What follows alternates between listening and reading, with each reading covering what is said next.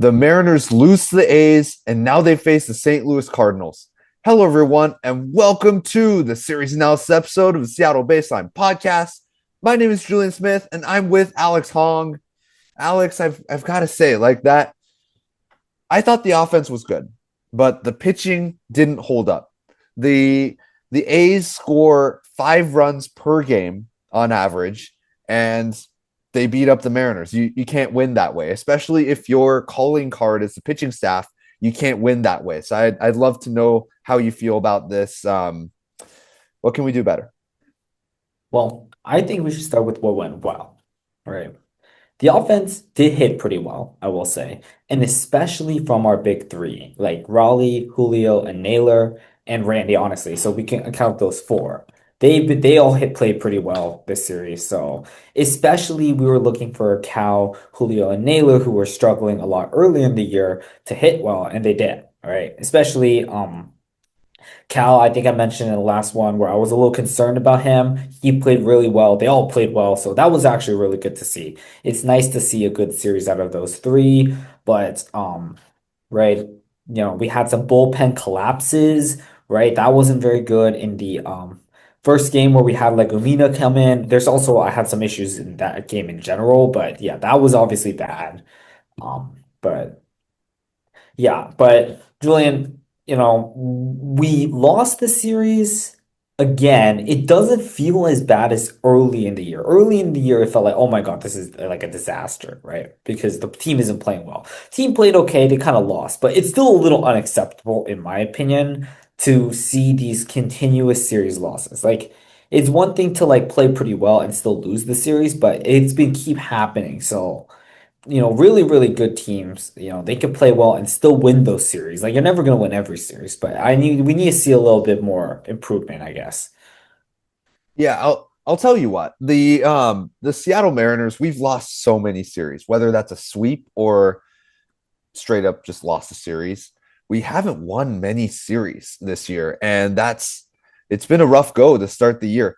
But I thought the offense is starting to turn it around because Josh Naylor last game, he was the player of the game. He was finally hitting uh, opposite field singles. I thought that was pretty awesome. The three in the lineup that we need to start hitting, Cal, Julio, Naylor. I thought those guys were playing sharp. And I don't they didn't slug. But at this point, I don't need them to slug because I need them to actually hit.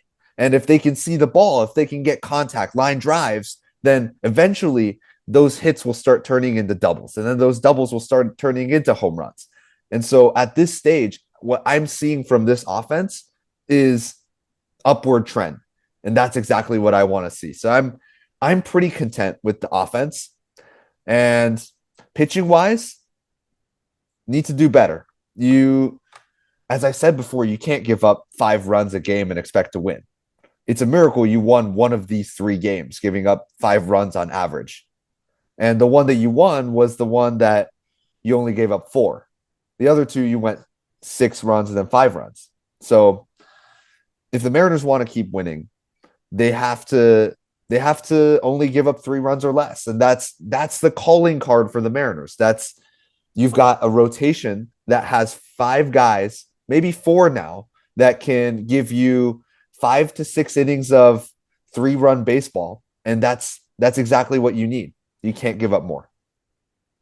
Yeah. Another thing I liked is we didn't strike out as much. This team is pretty prone to striking out, but they didn't strike out this much this series, so that was good to see. They also didn't walk very much, but it's also partially because they got so many hits, right? Like either way, getting on base is productive, so I'm not too upset about the walks, but yeah, the slugging thing could be a potential thing to talk about.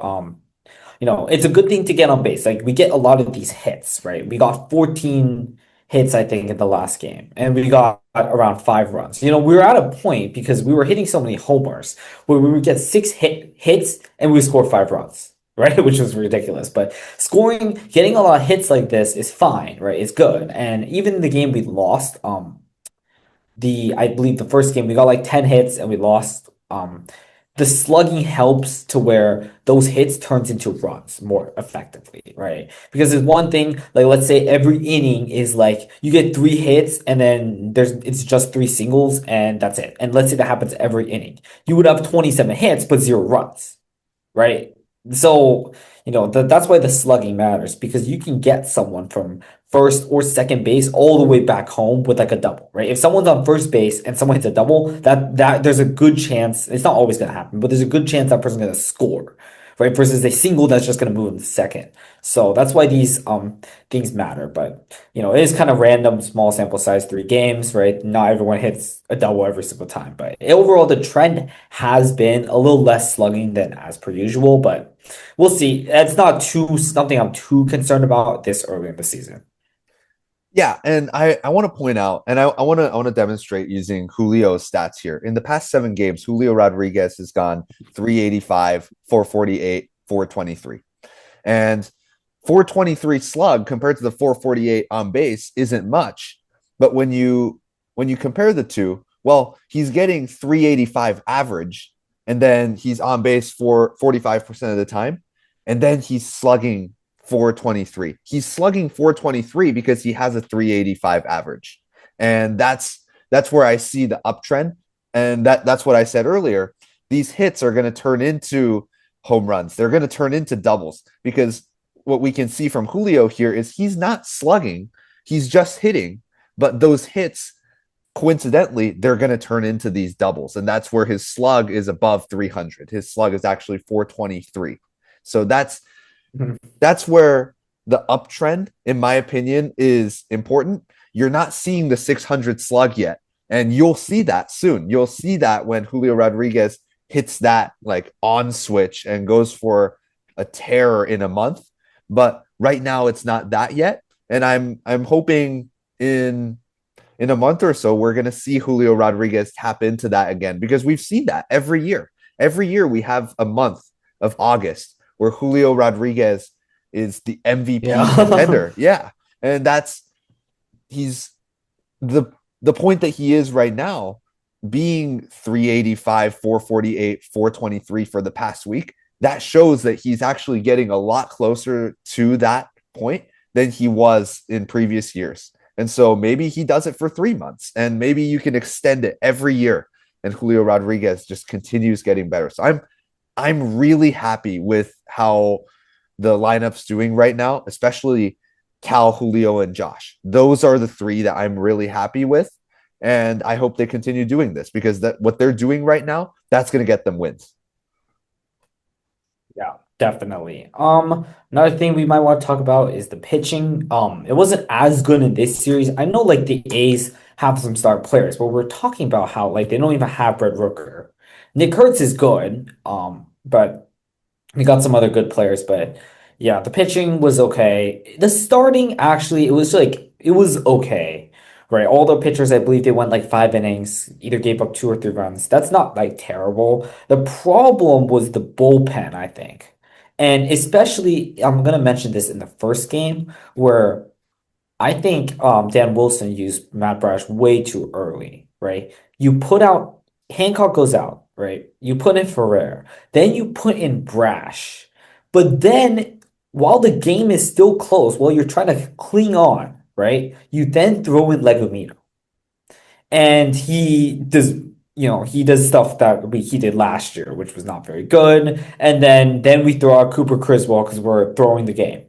That I don't like to see. Yeah, I totally agree. If you're gonna put in if you're gonna put in Legumina anyway, why are you putting in Brash? Especially because the the game was still tied. The game was tied when you put Brash in. The game was still tied when you put Legumina in. There's no difference. And maybe Dan Wilson went, hey, we're gonna put in Matt Brash for the top of the order, and then we're gonna have Legumina and Criswell finish it off. You didn't have Uh, Munoz that day. You couldn't go to Brash in the ninth inning anymore. And you burned Matt Brash for basically the rest of the series. You burned him. And so I thought that was big mistake. I don't like going to Legumina with the game tied in the eighth inning. And clearly Munoz wasn't available. Spire wasn't available either. But I thought the bullpen management could have been a little bit better by Dan, especially because it wasn't just Brash, it was Ferrer as well. I thought that there could be, especially if you're putting Brash in to face the top of the order, then Ferrer should be in to face the middle of the order. You should have had Legumina come in potentially in the sixth inning where the game was tied, and then you've got the bottom of the order. And then you would have Brash face the top, and then Ferrer face the middle. And then you would have somebody like a Criswell come in to finish out the game. There's a little bit better bullpen management that could have happened. All of the explanations that I can come up with, I still think that Dan Wilson made a mistake there, and he needs to be better as a manager. He needs to put his team out in a position where they can succeed, and in my opinion, he hasn't done that. Yeah. Well, we don't have to worry about Legumina anymore because he did get DFA'd, but we're still trying to bring up the point as in what we should have gotten in that game, right? But you know, I think with Munoz, it wasn't as like his ERA is high. I think it's like around eight.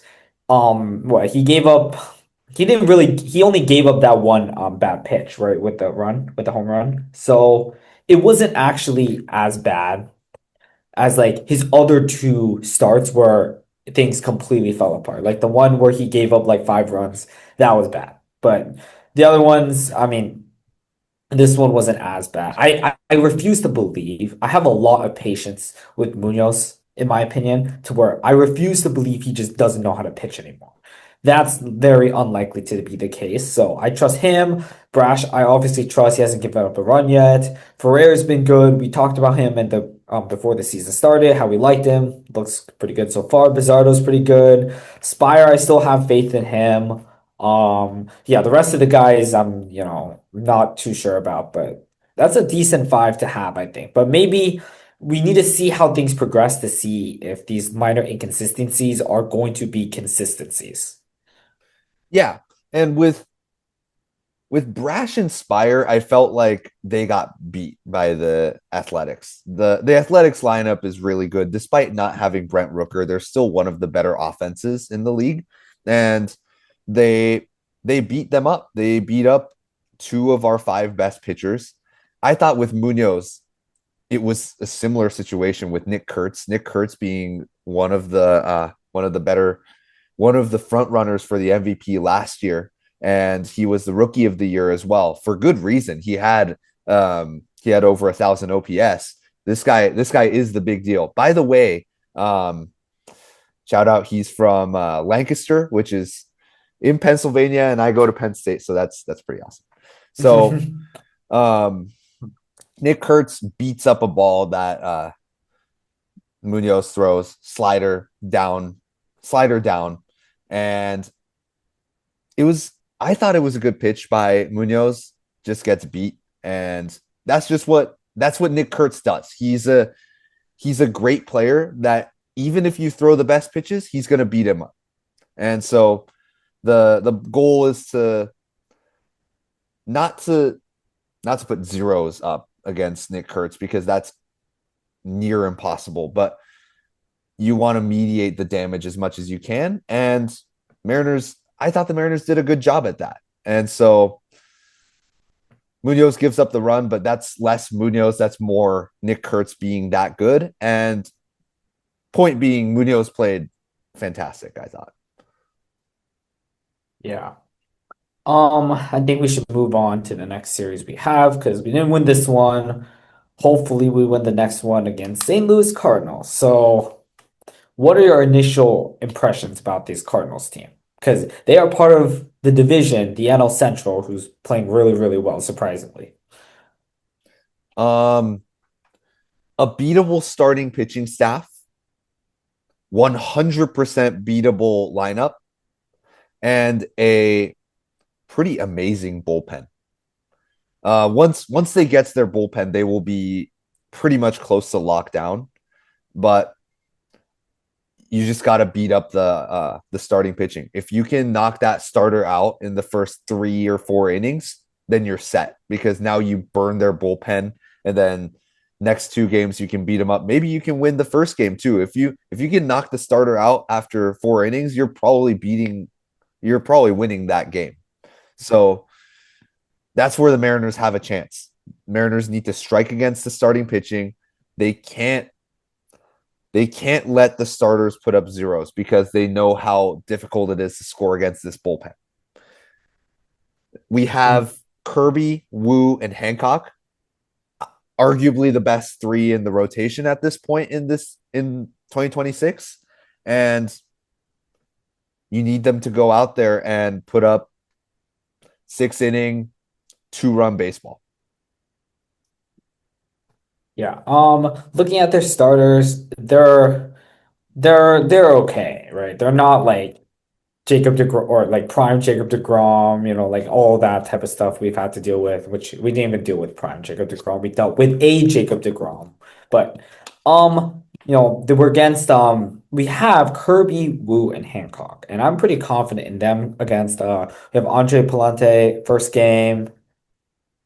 Um Matthew Liberatore in the second game and Michael McGreevy in the third game. All three of those players have been okay this year. They're not like superstars. They were never that good in the previous year. So very beatable for sure. So we got to get to them because they got some pretty good names in the bullpen, like you said. So we can't allow that to beat us, I don't think. Yeah, you can't let Jojo Romero come out and shut out your entire team. Riley That can't happen. O'Brien, someone like that. Yeah, that's it's the reason why every year at the trade deadline people are talking about Cardinals relief pitchers because they're actually good. And this is the part of their team that for some reason it's always good. Their relief pitching. And so, Yeah. by the way, Brendan Donovan's from this team. I hope that he gets to play. I'm not sure where he He's stands on on his the injury. IL, so he's not going to be back by this series. Uh I think so. They actually did a thing where they retroactively put him on the IL. So okay. he didn't play this series, but they put him on the IL when the last time he played. So it's not like a full 10 days, Okay. but he'll be back, I think, next week, sometime next week. And hopefully he'll be ready to play. Yeah. Hopefully I get to like pre-game see them like shake hands and stuff like that. I feel like that'd be pretty cool because I Yeah. know He Brendan just got Donovan's probably traded, so yeah, he's probably thrilled to go hang out with them again. So I'm excited to see that. I think the Cardinals are a potent team, a team that can beat you, but the Mariners are a much better team than the St. Louis Cardinals. Bullpen wise, you've got Munoz, Brash, Bizardo, Spire, Ferrer. You've got a stacked bullpen just as much as they do. You've got three starters who will blow the doors off against what they do. And you've got a lineup where you stole Brendan Donovan from them because they didn't believe that their lineup was good enough to make the postseason. You have a better team than the St. Louis Cardinals. And that trade proves that. And so the Mariners need to go out there with the confidence that they have what it takes to beat the Cardinals, even though they're 14-10, even though they have a winning record. Doesn't matter. yeah. They just have to go out there and do business. This is a team that the Mariners can absolutely beat. I agree. We got to start actually winning these games. We said it last time, but if it doesn't happen, by the time they maybe start winning, it's going to be the end of the season. So, I know it's still early, a lot of weird things happening, especially the NL Central, like I alluded to earlier. That division, everyone has a winning record. I don't, that's not something I saw coming, right? And the team at the top, the Reds are actually tied, I think, or maybe they are first. I don't exactly remember, but they're around after today's games. But I think they're like first. That surprised the heck out of me. So a lot of weird stuff happened in baseball early on. So, but I think we see the Dodgers, they're like 17 or however many games they're won so far. I don't think that's a fluke at all. Some things in the early on in the season might be flukes, but not everything is a fluke. So the Mariners, their disappointing start, hopefully is a fluke and not like a trend. But eventually, if it doesn't change, it'll be a trend and not a fluke. Yeah. And also this early in the season, I'm obviously I want the Mariners to win. But at the same time, I want to see what they're able to do against these teams. And I want to see, and as you said, the trend. Julio Rodriguez and Josh Naylor heating up. That's a trend for me. And I'm they're trending absolutely in the right direction. I need them to take their walks, get their hits, and that's exactly what they've done. I need them to continue getting on base percentages over 400 because if you can get on base 40% of the time, you give the rest of your lineup Luke Raley, who's mashing the ball, and Cal Raleigh, who's also mashing the ball right now, 4 home runs. You can give them a chance to score you, and all of a sudden, now you've got 3 run homers, 4 run or grand slams. Keeps on coming. So trending in the right direction. Just need to keep moving forward. I'm excited for this team. Yeah, final thing I'll say is yeah, I agree with you. The process is definitely more important than the results. I mean, in the playoffs, I don't really care as long as they win, right? That's kind of the mentality you have where the results matter more than the playoffs. Like I'm sure the Dodgers in game 7 were happy with the process, but you know, their performance they won. So, right, who cares? So, yeah, that's kind of what I'm looking for. And especially early on, that is the time you get to experiment. You don't really get to experiment in the playoffs or in September, right? So this is the time to make the adjustments needed. So it is like a process. I understand that, but yeah, we'll see how it goes. It's still only the first month. Yeah. And let us know what you think. Do the Cardinals have what it takes to beat the Mariners, or are the Mariners just going to swoop right over them, not even caring about the standing right now? Just I love to know your opinions. I'm excited to see the Mariners succeed. So thank you everyone for tuning in. Check us out on Spotify, Apple Podcasts, and our beautiful faces on YouTube. Check out our Instagram. And as always, go Mariners. Go Mariners.